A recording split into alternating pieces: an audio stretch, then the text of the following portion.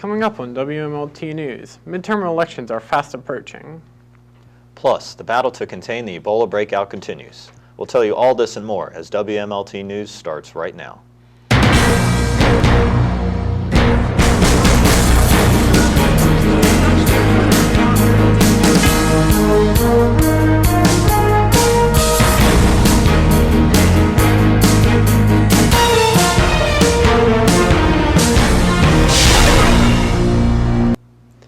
Hello and welcome to WMLT News. I'm Adam McCroskey. And I'm Cole Clunan.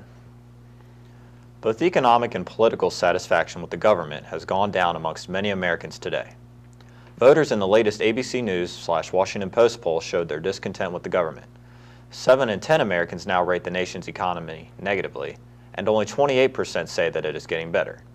6 in 10 Americans express little to no trust in the federal government to do what's right, while 53% think that the government's ability to deal with problems has gotten worse. Barack Obama is also seen to fall with his job approval rating coming in at 43%. This year marks Obama's worst job approval overall since he took office, and the first year that the majority of Americans have disapproved. The midterm elections start on Tuesday, November 4th. This past Tuesday, the Mercer County Board of Education held a meeting to discuss the 2014-15 school levy rate. The levy is a funding program for all schools in West Virginia through taxes. The meeting was held to debate whether levy taxes would include property taxation. The board had the option to either approve or deny the rate, and everyone approved. The second thing they discussed was the excess levy. Mercer County holds its voters' vote on this issue every 5 years and is due for vote this term. This past weekend, the annual Women's Expo was held in Mercer County. WMLT's Patrice Mitchell has more. On October the 24th through the 25th, the annual Women's Expo was held at Brush Fork Armory. Well, this is our 13th year, and a lot of people expect it at this point in time. The Expo is seen as a platform for businesses as well as other organizations within the community to connect with women and other citizens. How we make cash flows, and you guys are welcome to join us too. I think it's important for events like this for the community, so that way it's good for everybody to get out and see what's out there in the community. I think it's it's really good for this to be here because it gets smaller companies out where more things recognized. Events like this are very important for the community.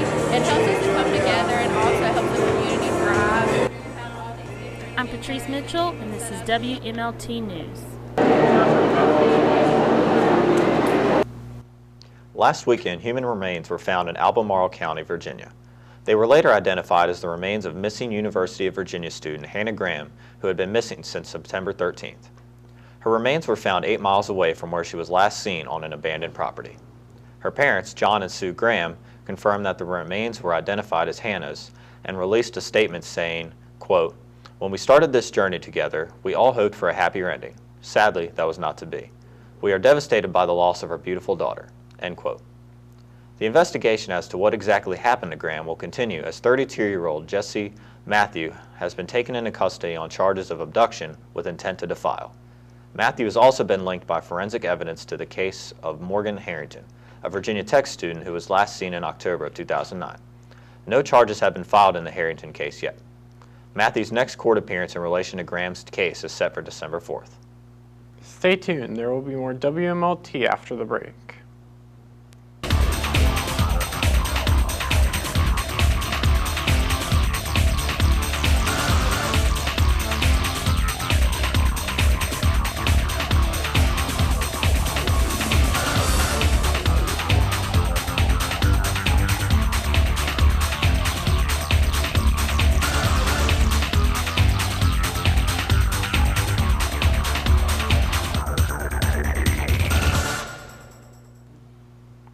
With a 70% fatality rate and a 2 to 21 day incubation period, the Ebola virus has killed almost 5,000 people in West Africa. And although there is no immediate need for panic in the United States, there is certainly a need for understanding. Ebola virus disease, formerly known as Ebola hemorrhagic fever, which has no known cure. According to the World Health Organization, fruit bats are the natural Ebola virus host, and the disease is introduced to the human population through close contact through blood, secretions, organs, or other bodily fluids of the infected animals. Ebola then spreads through direct human-to-human contact with the blood, secretion, organs, or other bodily fluids of infected people, as well as with surface materials contaminated with the fluids. Burial ceremonies in which mourners have direct contact with the deceased person can play a role in transmission, considering that the body is still alive with the disease. People can be infectious for up to 7 weeks after they have recovered from the illness. The incubation period of the symptom onset can range anywhere from 2 to 21 days. However, humans are not infectious until they develop symptoms. The first symptoms will most likely be sudden onset fever, fatigue, muscle pain, headache, and sore throat, followed by vomiting, diarrhea, rash, symptoms of impaired liver and kidney function, including yellowing of the skin or eyes, and both internal and external bleeding.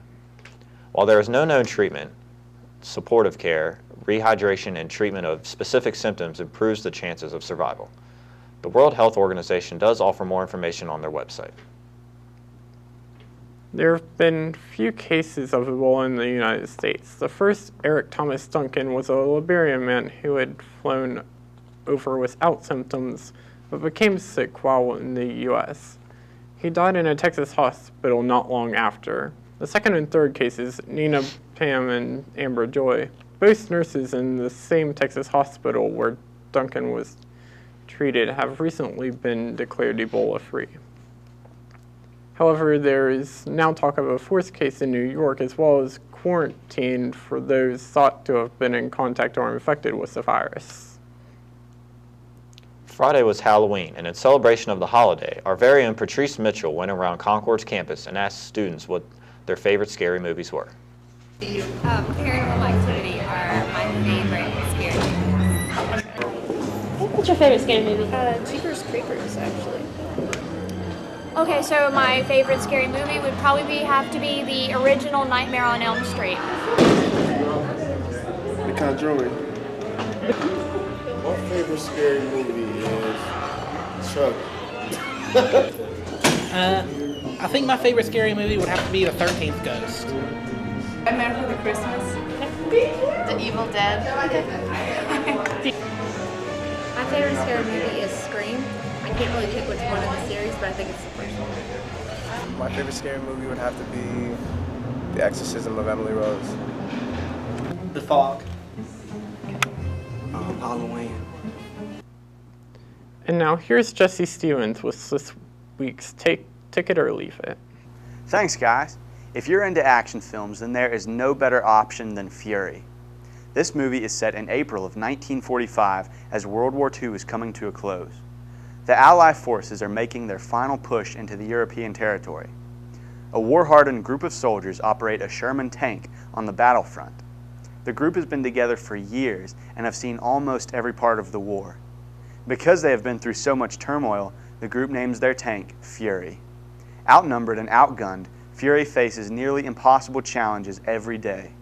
But every time Fury gets pinned down, the group somehow manages to break free. Fury features incredible acting. There are several superstars, including Brad Pitt and Shia LaBeouf, but it also stars a few lesser-known actors like Logan Lerman, Michael Peña, and John Bernthal. Every actor puts on a dramatic performance that makes this movie a true hit. Fury is not for the faint of heart. After all, it's rated R for a reason. It's extremely violent and filled with profanity, but both of these aspects help set the scene for the front line of Europe. Fury scores 4 out of 5 stubs. If you enjoy a powerful war movie, then this is a great pick. It debuted in theaters on October 17th, so now is the perfect time to go see it. And that's it for this week's Ticket or Leave It. I'm Jesse Stevens. Thanks for watching. Thanks, Jesse. Now here's Brad Sullivan with sports. Thanks, guys. Concord University remained undefeated this weekend as they beat the University of Charleston 24-20. Concord scored with 1 minute and 51 seconds left on the clock. Concord was led by junior running back Calvin All Jones, who ran for 171 yards. Jones now has over 1,000 yards on the year. Concord cornerback Jeremiah Johnson was also named Mountain East Defensive Player of the Week. Concord is now ranked 16th in the country for Division II rankings. Also in Concord news, the Concord University golf team repeated as the Mountain East Conference champions. And in other college football news, the West Virginia Mountaineers beat Oklahoma State 34-10. Mississippi State escaped an upset, beating Kentucky 45-31. TCU put up an impressive 82 points, beating Texas Tech 82-27. Marshall also remained unbeaten, beating Florida Atlantic 35-16. LSU beat third-ranked Ole Miss 10-7, and the Auburn Tigers beat South Carolina 42-35 in an SEC showdown. In the NFL, the Lions beat the Falcons with the last-second field goal, 24-21. The Bengals were able to edge out a 27-24 win over the Ravens. The Seahawks beat the Carolina Panthers in a slugfest, 13-9. The Steelers beat the Colts 51-34 with Ben Roethlisberger throwing for over 500 yards. And the Washington Redskins, led by third-string quarterback Colt McCoy, beat the Dallas Cowboys 20-17 with a field goal in overtime. And in NFL news, Jets coach Rex Ryan has benched former WVU star Geno Smith for veteran Michael Vick. And Lamar Houston, Jake Long, and John Beeson all suffered season-ending injuries over the weekend.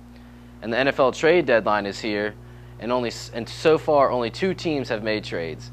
The Buccaneers traded safety Mark Barron to the Rams for a 4th and 6th round pick. The Patriots also made a trade with the Buccaneers, trading for linebacker Jonathan Casillas. Look out for more trades on the way as teams look to improve and make a playoff push. And as of Tuesday, October 28th, the World Series is in Game 6 with the Giants leading the Royals 3-2. So far, Giants ace pitcher Madison Bumgarner has won both of his starts, and the Giants have won every game by at least 5 runs. The Royals, who came into the series regarded as the hottest team in baseball, has seemingly cooled off in this series. They will need to get their offense going if they want to extend the series. We will see how it plays out. And in somber news this week, St. Louis Cardinals outfielder Oscar Taveras was killed in a car accident in the Dominican Republic on Sunday. Taveras' 18-year-old girlfriend, Edelina Arvello, was also killed in the crash. Our condolences go out to the Taveras and Arvello family, as well as the St. Louis Cardinals. On a lighter note, the NBA season started this week. The biggest question in the league is how will the Oklahoma City Thunder do without current MVP Kevin Durant? LeBron James returns to his hometown Cleveland and tries to bring them a championship, and will Kobe Bryant be 100% to start the year? It should be the start of an exciting season. Well, that's all we have for sports this week. I'm Brad Sullivan. Back to you guys at the desk. That's it for WMLT News this week. I'm Adam McCroskey. And I'm Cole Clunan. Tonight we're going to leave you with some images of leaves changing here at Concord. We'll see you next time.